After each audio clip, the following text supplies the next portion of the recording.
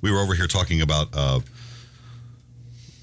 restaurants that seemed that as though that they had just vanished from the collective, if you will, but they're still around. Yeah.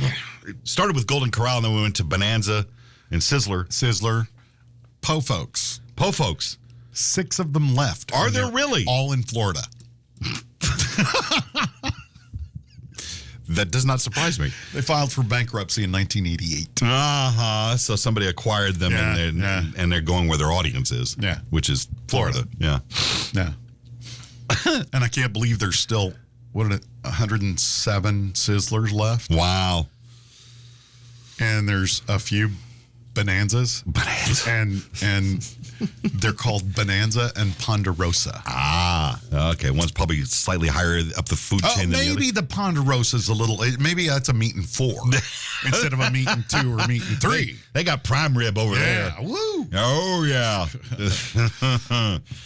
I remember those places that the steak was questionable at best. Oh, yes.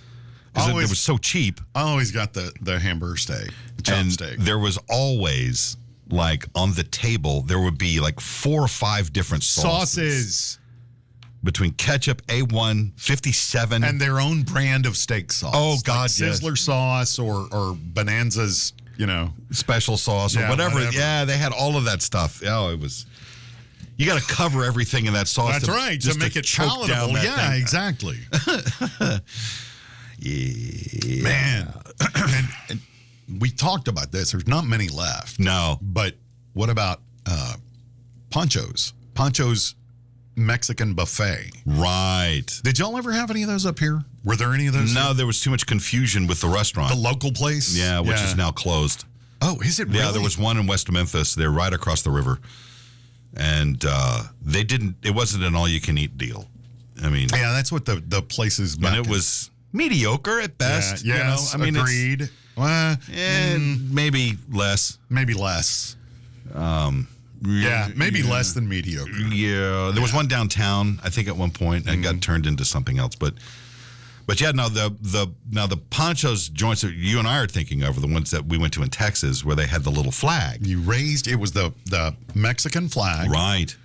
Sans the eagle, just the colors. Yes, looked like an Italian flag. Yeah, and you raise that, and your waitress would come over and hook you up, bring you more. Whatever it is that you ordered, flautas or I'm here for the enchiladas, and then you would raise it, and then out would come another platter of enchiladas. The first time me and my mom and dad ever went to a Pancho's, we were like, "Hey, let's go check this place out." Went in, went through the serving line, came back to the table, and we couldn't finish it because it was just you're eating with your eyes at this point, and. Yeah, it was all like frozen food, like El Chico frozen dinner. It was like a TV dinner that had been redone, dressed up a little. And we're sitting there, we're like, God, this place is full. Yeah, this is terrible. Yeah, so we decided to skip dinner and try their sopapillas. Right, they were fresh. Well, they'd have to be. We kept raising the flag. The waitress stopped coming to deliver sopapillas because that was all we were eating. Right. At that point. Right. You were like, I can't eat this. I can't eat this. Wow, that's not cheese. Yeah. That's not cheese. Third trip, the waitress did not come. So I got up, went over to the little window where the lady's making the sopapillas. And I said, hey, could we have some more? Oh, sure. Handful of them in the basket. There you go. Get busy. That was all that was good. Yeah. And I don't understand why places like that would be so busy, because a decent Mexican restaurant is not very complicated. They really aren't. It shouldn't be. It shouldn't be. Where we like to go, Los Camales there on Madison. Oh, God. It's a simple joint. It is, and it's good. It's good, and it's inexpensive. It's lunchtime. It's tasty, and you feel like you got something. Yeah. But some of these places, they try and phone it in, and it's like no. It's like a bad Chinese all-you-can-eat buffet. It's like, what is this? God, and we had those. And Houston has a big Asian community. Yes, I mean Asian as in all of it. Yeah. Oh, yeah. We've got Indian restaurants and Chinese and Japanese and just you name it. Yeah. And there were places we went to over the years that were dreadful. And I thought, wow, you're Chinese, and this is not good Chinese. Is this Chinese food? Do your people eat this? Yeah, right? No, they don't. No. Yeah. Now, we always found it a really good sign if you went into a Chinese restaurant and it was full of Asians. Yeah, well, yes. Repeatedly. Yes. Same thing. You go into a Mexican restaurant. And there's Mexicans in there? See Mexicans in there eating. Yeah. There's a couple places like that back home. There's a few here. Well, Los Camadas is that way. Los Camadas is that way, right. Oh, yeah. And you know that it's the real deal.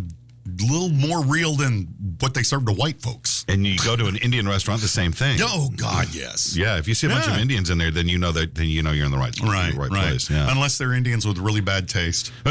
I mean, you come across... Yeah, there's that. Let's face it, there's going to be some guy who's going to walk into a Mexican restaurant. Some Mexican guy's going to walk into a restaurant and go, this is horrible. I think I'm going to go to McDonald's. Yeah, I'm going to go. No. Dude, go to Golden Corral. Right. Okay, have their enchiladas that have been baking for 20 hours. Well, there's that. Yeah. I mean, there's no accounting for taste. No, there's with anybody. No, there's not. Ahead of that guy, there's this guy. He's dead. Well, there's two guys here. One's alive, one's not. That was a short story. Good night, everybody. This comes to us from Tampa, Florida. Yes. Of course it is. These guys were not, well, neither one of them are members of Mensa. Well, obviously, they would have known not to do this.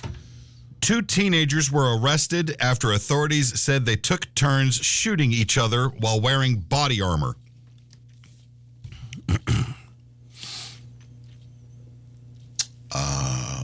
You see, the police department responded to a shooting call from a home. When they got there, police said they found 16-year-old Christopher Leroy Broad with a gunshot wound. Broad was sent to the hospital where he ultimately died as a result of being shot. Wow. Over the course of several days, detectives discovered that two other boys, one by the name of Joshua Vining and Colton Whitler, both 17, were taking turns shooting each other while wearing a bulletproof vest. Dumb ways to die. They probably got him on, I don't know. Firing a weapon in city limits? Who knows? Murder. Officers said Vining shot and struck Broad while he was wearing the vest, and according to a news release, Whitler was initially interviewed as a witness to the shooting, but misled officers with inaccurate information about what took place and who shot this kid. He was arrested and charged with aggravated manslaughter of a child with a firearm. Whitler was arrested in connection with the shooting for providing false information to law enforcement. Both teens, the survivors, are being charged as adults. Well, yes. Dumbasses. Yeah. Where'd they get the body armor? Pinterest. Etsy. They found an Etsy dealer that was making body armor. Look, it's got cats on it. Yeah.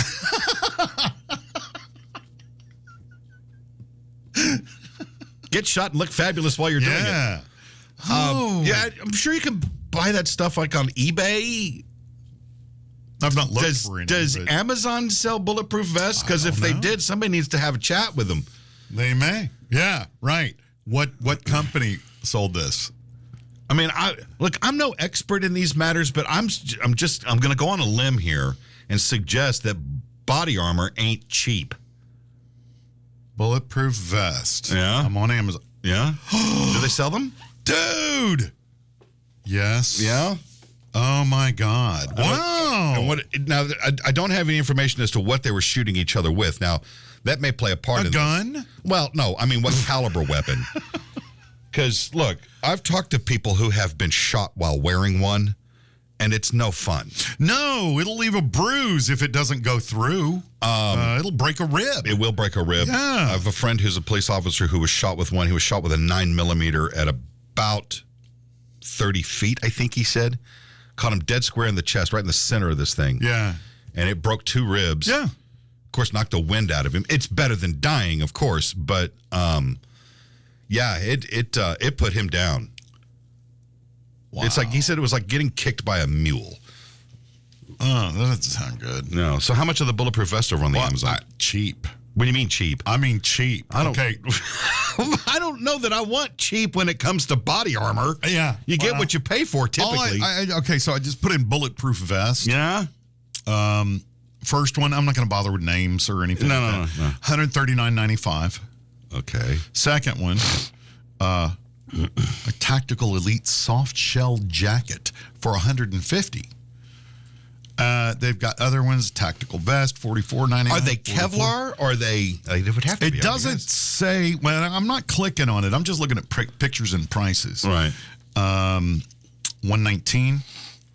Oh, here's one on sale for $32.39. I don't think I want to be shot while wearing that.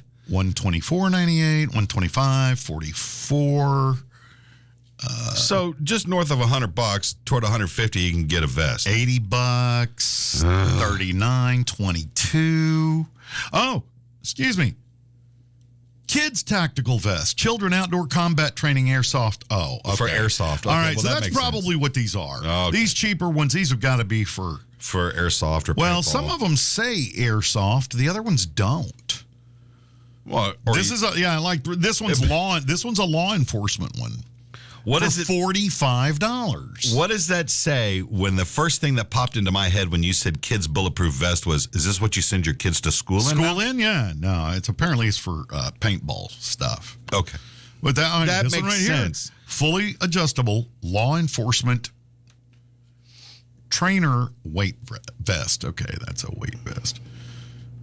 Paintball, that's a paintball. Okay, so all right. So yeah, I mean, but some of these are actual. Isn't it illegal in some municipalities to be owning a bulletproof vest? Oh, I don't know. Is it? I don't know. I don't know either. I don't know. It's just. I mean, it seems a bit much, but okay. God, yeah. Okay. Man, that's just weird. So yeah, I didn't know you could. The vest here, all it says here was that the vest that these idiots, well, the one the dead guy was wearing, was one that contained a form of body armor. So it may have been one of those airsoft deals, and that round went right through him and hit him.